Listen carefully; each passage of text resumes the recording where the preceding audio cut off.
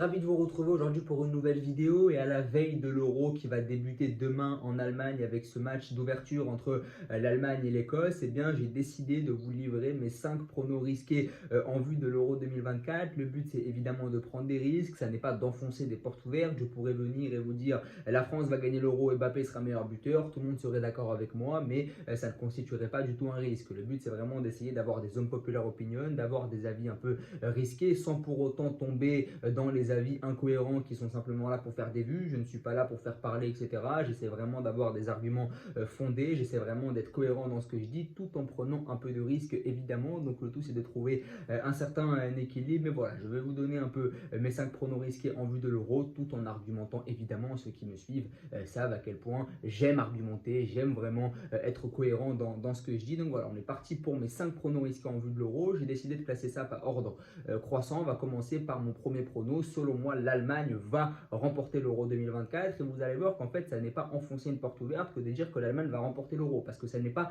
aussi évident que cela. C'est vrai que les Allemands ont eu énormément de mal sur les dernières compétitions internationales, éliminés en poule de la Coupe du Monde 2022, éliminés en poule de la Coupe du Monde 2018 aussi pour la première fois de leur histoire, c'était il y a déjà 6 ans, éliminés en huitième de finale de l'Euro 2021 où ils passent à un cheveu de se faire éliminer dès la phase de poule dans cette fameuse poule de la mort, évidemment avec le Portugal, la France et la Hongrie. Donc c'est vrai que le passé récent de l'Allemagne montre que ce pronostic n'est pas si facile que ça à tenir. C'est vrai que les Allemands font aujourd'hui office de favoris dans l'imaginaire collectif parce que ils ont un effectif de qualité, ils ont ce duo devant Wirtz-Musiala, ils ont un milieu de terrain Kroos-Gundogan, ils ont Manuel Neuer dans les buts, ils ont peut-être le meilleur défenseur du monde avec Antonio Rudiger. C'est vrai que quand tu regardes l'effectif, quand tu regardes aussi le fait que Nagelsmann vient d'arriver, qu'il a eu quelques matchs référence en mars avec ses victoires face à la France, face aux Pays-Bas, quand tu vois la poule, c'est vrai que la poule avec l'Écosse, la Suisse ou encore la Hongrie, elle est plutôt abordable. Quand tu vois ce qu'a su insuffler Nagelsmann et le fait en plus de jouer à domicile, eh bien tu te dis c'est évident que les Allemands sont favoris. Mais au final, quand on se penche sur les résultats récents des Allemands en compétition internationale, eh bien on se rend compte que ça n'est pas aussi évident que ça de mettre les Allemands favoris. Donc pour moi, ça constitue quand même un risque parce qu'il y a des équipes qui sont beaucoup mieux équilibrées et qui ont beaucoup plus de références sur les dernières années. La France en tête d'affiche notamment, l'Angleterre grâce à son vivier offensif absolument exceptionnel, même la Croatie qui a des résultats récents en Coupe du Monde notamment qui sont très intéressants. Donc on se rend compte qu'il y a des équipes quand même qui sont devant l'Allemagne en termes de références récentes dans les compétitions internationales. Maintenant, on ne va pas se mentir, l'Allemagne reste favorite de cette compétition parce qu'ils sont à domicile, qu'ils disposent d'un effectif de grande qualité, qu'ils ont déjà eu des matchs références, mais d'un autre côté, ça n'est pas aussi évident quand on voit le passif allemand dans les compétitions internationales. Moi, je trouve que c'est un avis risqué. Après, c'est mon avis le moins risqué, c'est pour ça que je le mets en premier, parce que les Allemands évoluent tout de même à domicile et qu'ils ont un effectif de grande qualité. On va maintenant passer au deuxième prono un peu risqué, et selon moi, les Croates vont aller plus loin que les Anglais. Et en fait, quand on se penche sur ce prono, eh bien, on se rend compte qu'en fait, ça n'est pas si risqué que ça. C'est pour ça que je l'ai classé en deuxième. Selon moi, les Croates vont aller plus loin que les Anglais parce que les Croates ont plus de références sur les dernières compétitions internationales, notamment les Coupes du Monde. C'est un peu moins évident pour l'Euro chez les Croates. C'est vrai que les Croates ont un peu plus de mal avec l'Euro, hein, 8e en 2016, 8e en 2020. Donc c'est vrai que ça contredit un peu ce que je dis, mais je trouve que les Croates collectivement sont beaucoup plus cohérents que les Anglais. Et beaucoup vont vous dire que les Anglais sont meilleurs que les Croates simplement parce que les Anglais ont des noms un peu mainstream entre guillemets, qu'ils ont un vivier offensif de grande qualité. Mais selon moi, et c'est un peu mon avis risqué, dans mon avis risqué, les Anglais n'iront pas loin dans cette compétition tout simplement parce qu'ils n'ont pas l'équilibre nécessaire. On l'a vu lors des matchs de préparation, ils ont perdu 1-0 contre l'Islande. Pourtant, ils avaient Palmer, Kane ou encore Foden sur le terrain simplement parce que cette équipe, elle manque d'équilibre. Oui, il y a beaucoup de joueurs offensifs de grand talent, des joueurs de classe mondiale, mais quand on regarde le poste de défenseur central par exemple, t'as pas de défenseur central de classe mondiale, là où les Allemands en ont un, là où les Français en ont un, et bien les Anglais n'en ont pas. Ils n'ont pas d'arrière gauche de classe mondiale, ils n'ont pas de gardien de classe mondiale, ils n'ont pas de numéro 6 pour accompagner Declan Rice. C'est vrai que Declan Rice dans les milieux à vocation défensive, il est un peu tout seul et c'est vrai que cette équipe d'Angleterre, elle se base un peu sur son secteur offensif bien garni. Après, c'est vrai que les Anglais font finale du dernier Euro, ils font quart de finale de la dernière Coupe du Monde, donc c'est vrai que les résultats sur les compétitions internationales sont meilleurs pour les Anglais qu'à une époque. Maintenant, je trouve que la Croatie, collectivement, elle est beaucoup plus forte. On sait que le jeu se joue souvent au milieu de terrain et la Croatie dispose d'un meilleur milieu de terrain que l'Angleterre avec Modric, Brozovic ou encore Kovacic. C'est vrai que c'est mieux que le milieu anglais qui a Declan Rice. Certes, c'est une référence internationale, Mais à côté, il y a le jeune Kobe Mainoo qui n'a que 19 ans. Il y a Gallagher dont le poste de 6, eh bien, il ne le connaît pas vraiment. Il peut jouer 6, mais ce n'est pas vraiment son poste. Donc, c'est vrai qu'il y a une pénurie de milieu de terrain, il y a une pénurie de défenseur central, il y a une pénurie d'arrière gauche. Et à côté de ça, oui, il y a un vivier offensif très conséquent. Et c'est pour ça qu'on parle autant des Anglais. Mais quand on se penche sur la structure collective de cette équipe, eh bien, on se rend compte qu'elle n'est pas vouée à aller loin. Parce que quand tu veux aller loin dans une compétition internationale, il faut avoir une structure très forte, que ce soit la colonne vertébrale, hein, que ce soit le gardien, les défenseurs centraux, le milieu de terrain ou encore l'attaquant. Il faut une structure très forte et les Anglais en sont malheureusement dépourvus, là où les Croates ont quand même accumulé pas mal d'expérience ensemble sur les dernières compétitions internationales. Donc mon deuxième avis risqué, c'est que les Croates vont aller plus loin que les Anglais. Et si les gens mettent les Anglais devant les Croates, c'est simplement parce que ces derniers sont beaucoup plus mainstream. Maintenant, on va passer à mon troisième avis. C'est mon avis un peu intermédiaire. Il est risqué, mais vraiment pas trop. On va parler des Pays-Bas. Les Pays-Bas, selon moi, vont être finalistes de l'Euro. Je pense que les Pays-Bas vont vraiment aller loin. Alors, il y a un peu les forfaits de Jong et de Koopmeiners qui me contredisent, mais quand je vois que pour les remplacer, il y a Zirkzee qui a été convoqué, quand on voit la saison qu'a faite l'ancien du Bayern Munich du côté de Bologne, ça me rassure un peu, mais c'est vrai que perdre De Jong et Koopmeiners qui est peut-être le meilleur milieu de terrain de Serie A cette année, c'est vrai que ça contredit un peu ce que je dis, mais je pense que cette équipe des Pays-Bas peut tout à fait aller loin, parce que pour aller loin dans une compétition internationale, il faut une structure défensive très forte. C'est ce qu'on disait pour les Anglais n'en ont pas, mais c'est vrai que les Néerlandais en ont. Ils ont Van Dijk, ils ont Van de Ven qui a fait une très bonne saison à Tottenham, ils ont De Ligt qui s'est bien relancé au Bayern Munich, ils ont également Maaten qui a été appelé à la dernière minute, lui qui a fait une super deuxième partie de saison avec le Borussia Dortmund, qui est allé jusqu'en finale de la Ligue des Champions,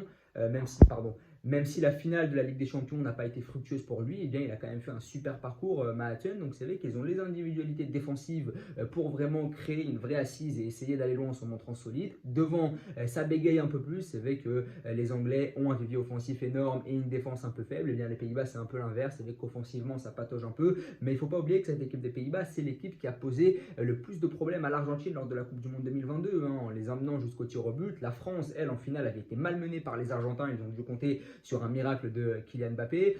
C'est vrai que cette équipe des Pays-Bas a vraiment donné du fil à retordre aux Argentins lors de la Coupe du Monde 2022. Donc j'ai envie de croire qu'ils sont sur la continuité, d'autant plus qu'ils vont être animés par un sentiment de revanche, eux qui avaient évidemment perdu dès les huitièmes de finale de l'Euro 2021 face à la République tchèque. Donc sentiment de revanche, équipe qui a donné du fil à retordre à l'Argentine sur la Coupe du Monde 2022, assise défensive de grande qualité. Je pense vraiment que cette équipe des Pays-Bas peut tout à fait aller loin. Quatrième, là on commence à monter quand même dans la vie risquée. Je vois les Ukrainiens faire demi-finale de l'Euro, tout simplement parce que sur les dernières grandes compétitions internationales, il y a systématiquement eu au moins une surprise en demi-finale. Euro 2016, on a eu les Gallois.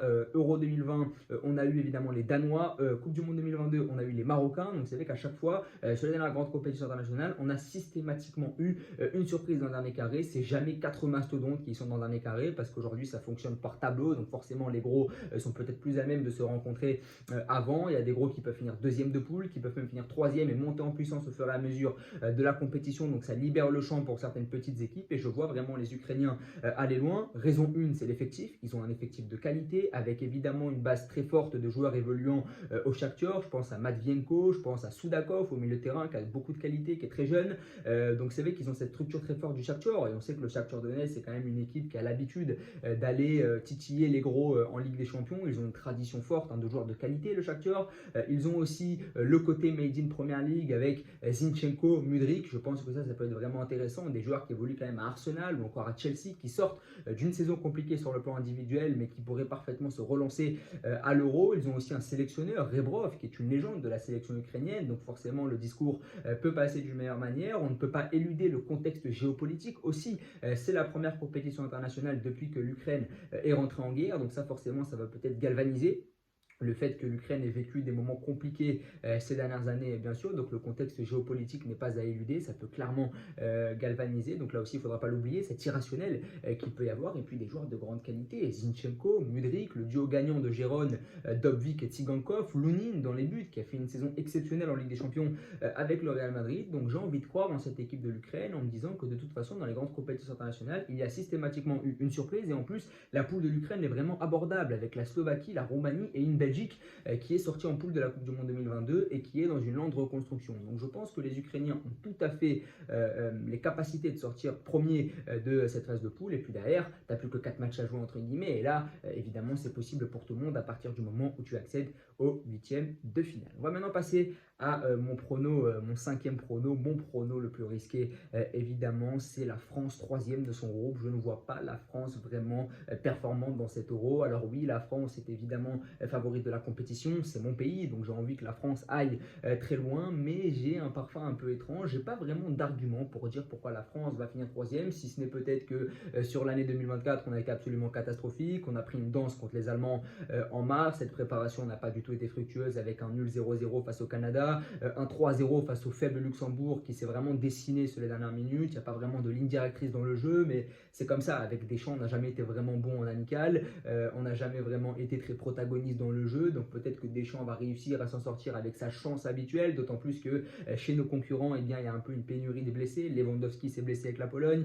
De Jong s'est blessé avec les Pays-Bas, Alaba est blessé avec l'Autriche, donc il y a cette fameuse chatte à Dédé qui pourra bien lui servir parce que tous les gros joueurs qui évoluent chez nos concurrents en poule sont tous forfaits. Donc peut-être que ça va aider l'équipe de France, mais déjà j'ai l'impression que le niveau de la poule est très homogène. J'ai l'impression qu'il n'y a pas d'équipe facile à jouer. Il y a l'Autriche de Ralf Rangnick. Je pense que Ralf Rangnick sur le plan tactique peut donner énormément de fil à retordre à Deschamps. Il y a les Pays-Bas, la Pologne. On ne peut pas dire que ce soit de mauvaises sélections. Je pense que ce sont des équipes qui peuvent te donner du fil à retordre évidemment, d'autant plus que la France a l'habitude de monter en puissance sur les compétitions internationales. Là, il va falloir directement rentrer dedans et j'ai l'impression que le niveau de la poule n'est pas si facile que ça. En tout cas, ça ne va pas être facile que de jouer ces équipes-là. Je ne pense pas que ces équipes soient vraiment faibles et je pense que la France va avoir du mal contre elles, d'autant plus que cette équipe de France me paraît un peu limitée. Rabiot et Tchouaméni notamment sont convalescents. Griezmann est ta seule caution créative. Si Griezmann se blesse ou si Griezmann est moins bien, comment tu fais? C'est les éternels doutes qui remuent l'équipe de France. C'est vrai qu'on avait l'habitude de voir ces doutes être assez levés sur les compétitions